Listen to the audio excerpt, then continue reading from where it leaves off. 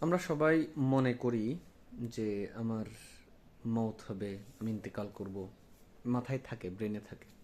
কিন্তু এটা কেন জানি আমাদের অন্তরে বা কলবে প্রবেশ করতে চায় না। সবসময় আমরা একটা ধোকার মধ্যে থাকি যে মৌত যে আমার হঠাৎ চলে আসতে পারে সেটা আমরা মানতে চাই না। আমরা মনে করি যে সামহাও আমার মৌতের আগে আমি একটা সিগন্যাল পাবো, সিগন্যাল পাওয়ার পর আমি তওবা করে পবিত্র হয়ে আল্লাহর সাথে সাক্ষাতে যাব। কিন্তু ব্যাপারটা আসলে এমন না, মোটেও না। এটা একটা আমাদের ব্রেনের পারসেপশন বা একটা ধোঁকা।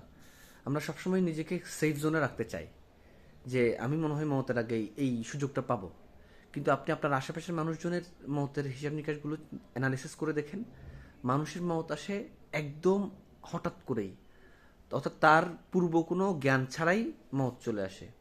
সেজন্য আমাদের সবসময় আসলে নিজেকে প্রকৃতপক্ষেই আল্লাহর সাথে সাক্ষাতের জন্য প্রস্তুত রাখা এবং ওই জার্নিটা চলা এবং নিজেকে মেন্টালি অল টাইম প্রিপেয়ার্ড রাখা যে আমি যে কোনো সময় আমার মত আসতে পারে, আল্লাহর সাথে যে কোনো সময় সাক্ষাতের জন্য চলে যেতে হতে পারে। সেজন্য নিজেকে পবিত্র বা আত্মশুদ্ধির দিকে নিয়ে যাওয়া। আসসালামু আলাইকুম।